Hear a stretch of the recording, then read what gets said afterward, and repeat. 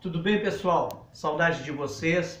Mais uma vez estamos aí procurando atender as demandas, cognitivas, as demandas de conteúdo.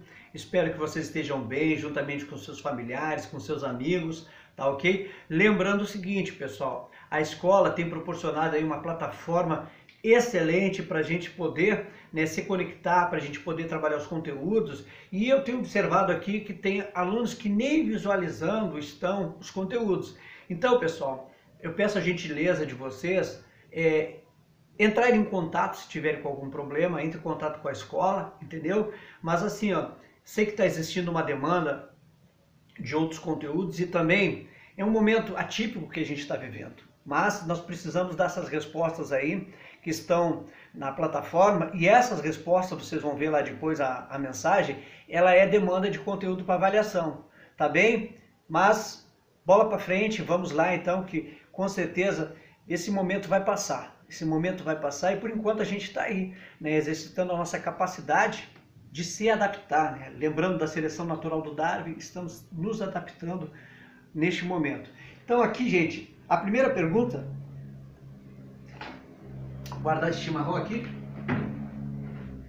A primeira pergunta, gente, ela fala sobre, da aula anterior, corrigindo a aula anterior, nós vamos dar um zoom aqui, Ela mostra o esquema de replicação de um vírus, entendeu? Então essa replicação, melhor, de uma bactéria, O exemplo é uma bactéria. Então aqui está a replicação de uma bactéria em condições ideais. Em 20 minutos ela gerou esse processo, digamos assim. Aí a pergunta número 1, letra A, ela pergunta o seguinte. Nós vamos seguir visualizando aí que eu vou mostrar o cálculo para vocês depois, da letra B. Qual é o processo representado acima? Bom, esse processo aí, como nós vimos, é um processo onde existe uma reprodução assexuada, ou seja, por mitose, Uma célula mãe dá origem a duas células filhas, idênticas à célula original e com o mesmo número de cromossomos. Então, a letra A, resposta assexuada. A B, eu vou procurar exemplificar para vocês, porque ela pergunta o seguinte: esse processo, em 5 horas, quantas bactérias vão ser geradas?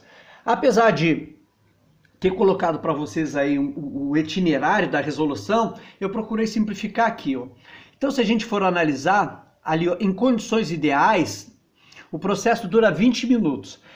Como quer saber em 5 horas, o que a gente está fazendo aí? Vamos diminuir. 5 horas é 300 minutos, dividido por 20, que é o tempo de um processo. Então vai dar 15 tempos ou 15 processos. Logo, o que a gente vai fazer? Aqui, o primeiro tempo, em preto aqui, o número 1 representa essa bactéria se dividido em 2. E esse processo ele vai ser replicado 14 vezes. Então, por isso que eu coloquei 2 na 14.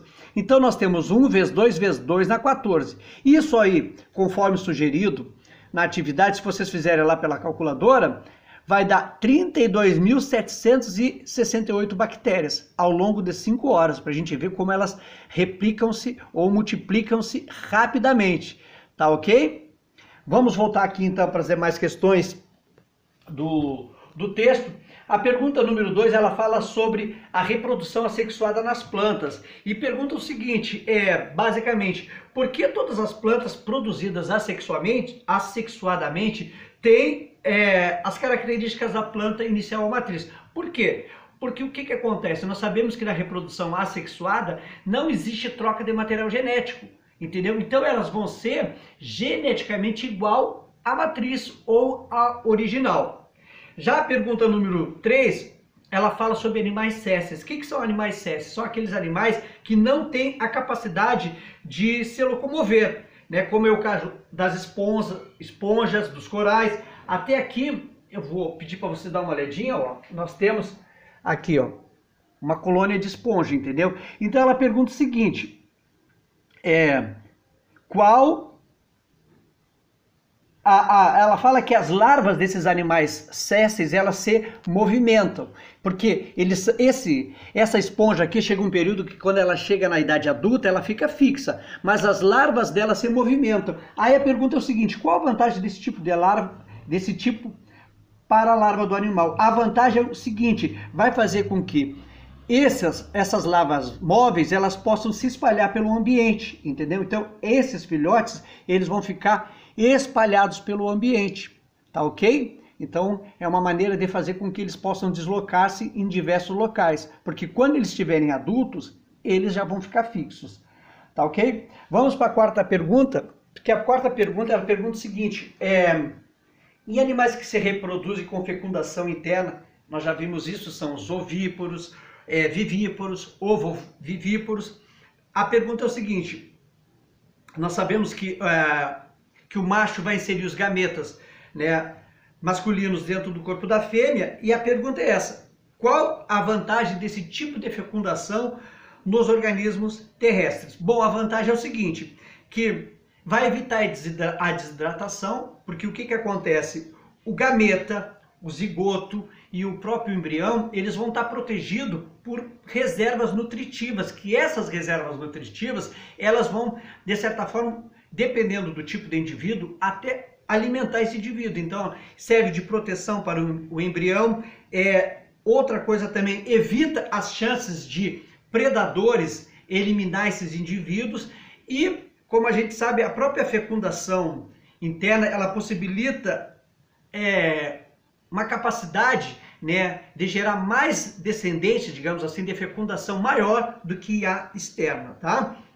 A próxima pergunta, ela diz o seguinte, a gema do ovo das aves e répteis, ela serve de alimento para o embrião. E quando ela fala nos mamíferos também, como que o embrião dos mamíferos se alimenta? Então, isso aí a gente já falou na aula anterior também, são os placentários.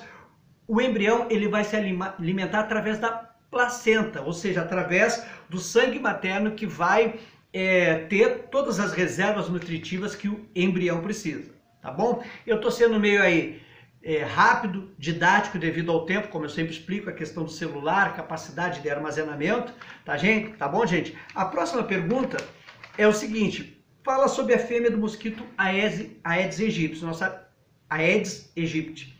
Nós sabemos que essa fêmea, né, ela produz ou ela causa doenças como dengue, chikungunya, zika, malária. Eu mesmo tive chikungunya, muito ruim a experiência. Então ele pergunta o seguinte, ele fala sobre a pupa. O que é a pupa? A pupa é uma fase intermediária, tá, do mosquito, da fase larval até a fase adulta. Aí então ele pergunta o seguinte, como se chama o processo de transformação da larva desse indivíduo? Então esse processo de transformação, ele chama-se metamorfose. Nós já vimos isso. Quando a gente falou do desenvolvimento direto e indireto, desenvolvimento indireto está, de certa forma, reproduzindo esse tipo de transformação que acontece, que é a metamorfose. A B pergunta o seguinte, quais as vantagens das larvas viverem em locais diferentes dos adultos? Bom, as vantagens é o seguinte, elas vão ter hábitos diversos. E esses hábitos diversos, digamos assim, vão evitar que eles competem, principalmente, né, por alimento. Então, essa é a vantagem, tá ok? Então, dessa forma, eles vão poder estar se desenvolvendo. A C, ela pergunta mais uma vez voltado para o mosquito, né? O mosquito Aedes aegypti, ele consome o sangue humano e ele, como a gente viu, transmite as doenças, né? A febre amarela, dengue, chikungunya e tal. Por que compreender o processo? Essa é a pergunta. Por que compreender o processo de reprodução e desenvolvimento desse mosquito pode ajudar no controle de doenças mencionadas?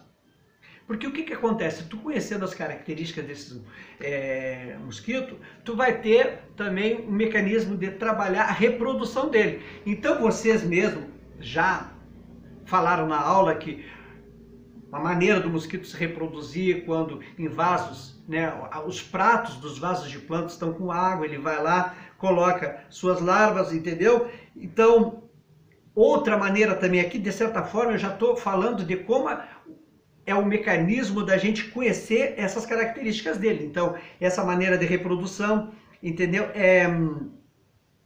Como eu falei anteriormente também, o adulto ele deve ser combatido devido à questão de apresentar, tanto o adulto quanto as larvas, né, apresentar os hábitos diferentes, né, como eu citei anteriormente. E depois as fêmeas elas transmitem doenças, por quê? Porque elas utilizam o sangue do indivíduo para produzir seus ovos durante a reprodução. Então, por isso que elas transmitem as doenças, entendeu? Isso acontece o quê? Geralmente ela vai pegar e vai sugar o sangue de uma pessoa em cada etapa de reprodução, tá ok? Uma próxima pergunta, ela se identifica com uma resposta que numa outra ocasião eu já passei para vocês também corrigindo, né? Ela fala o seguinte: por que os musgos e as samambaias, é difícil delas se reproduzirem em ambientes secos como a caatinga? Por quê? Caatinga, a principal característica da caatinga é falta de chuva. Então a gente sabe que o quê?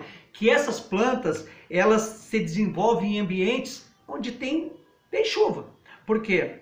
Elas vão, os embriões, entendeu? Ou os gametas, os anterozoides, lembra que a gente falou que os anterozoides são os gametas masculinos? Eles vão nadar até a superfície do prótalo, que o prótalo nós já vimos que ele tem a forma de um coração, e dali eles vão para a osfera, que é o gameta feminino.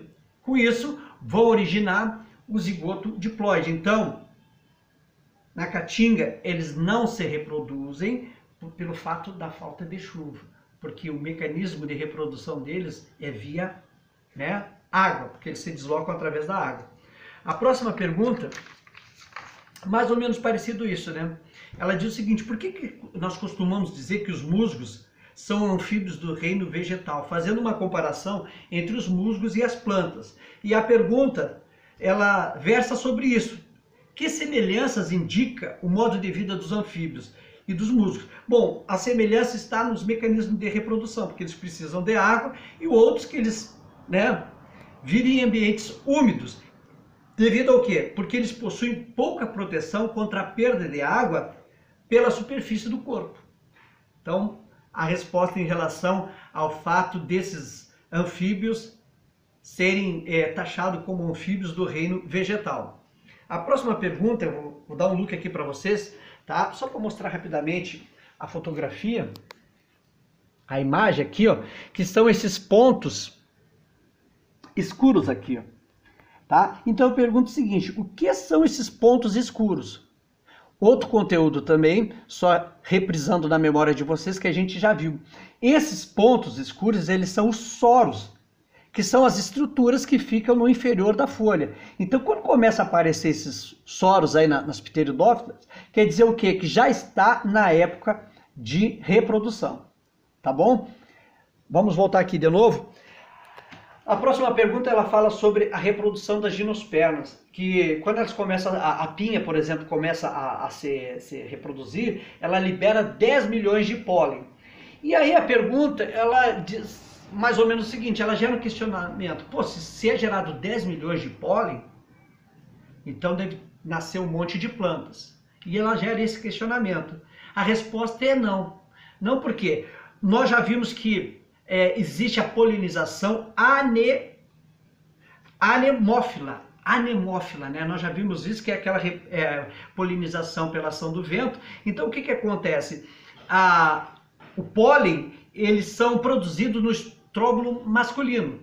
O pólen produzido no estróbilo masculino, o que ele vai fazer? Ele vai cair no estróbilo feminino. Esse estróbilo feminino, ele tem uma estrutura que vai ser o óvulo. Então, vai passando um monte de pólen.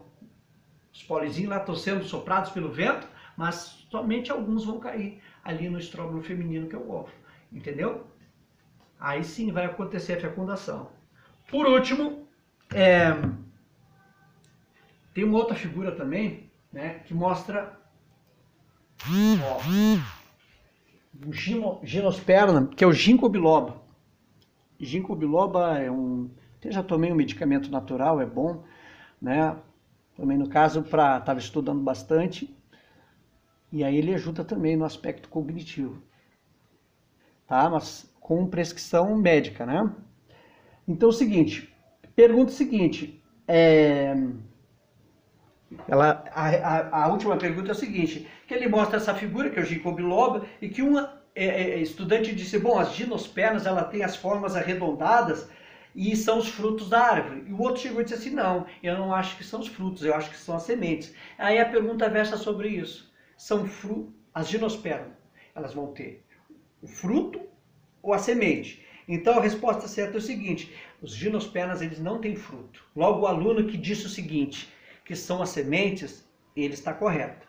Tá, pessoal? Então é o seguinte, é isso aí. Desculpe um pouquinho, como eu falei, essa metralhadora de palavras, que é devido ao tempo, a capacidade de armazenamento do celular. Mas nesse tempo que a gente está aí, um tempo de adaptação, um tempo onde às vezes a nossa alegria, a nossa felicidade é sugada um pouco pelas preocupações em relação a isso, eu gostaria de deixar uma pequena mensagenzinha para vocês, que é o seguinte: não são as circunstâncias que nós nos encontramos que produzem felicidade, e sim a maneira como nós reagimos a tais condições. Então, como eu falei anteriormente, diante dessa situação, se vem algo que venha causar alguma tristeza em nós, não vamos mergulhar nessa tristeza. Vamos criar um mecanismo, positivo, alicerçado na fé, porque essa atitude nossa que vai ser, de certa forma, o bom combate nesse momento difícil. Tá bom? Fiquem na paz aí, que Deus esteja com vocês, com todos os seus familiares, com todos os amigos. Lembrando, como eu falei anteriormente, nós temos uma grande plataforma aqui, nós temos grandes recursos que a escola está oferecendo para vocês. Não deixe de ir lá, de visualizar, de responder as perguntas, tá ok? Uma boa tarde para vocês.